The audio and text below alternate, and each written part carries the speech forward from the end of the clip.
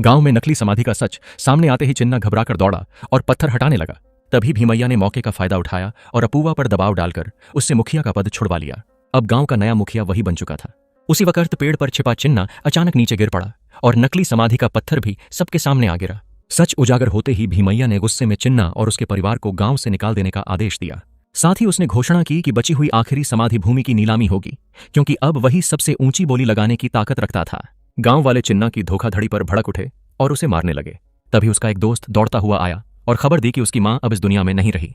यह सुनते ही चिन्ना बदहवास होकर उसकी ओर भागा, मगर पूरे गांव में समाधि के लिए जरा सी भी जगह बाकी नहीं थी।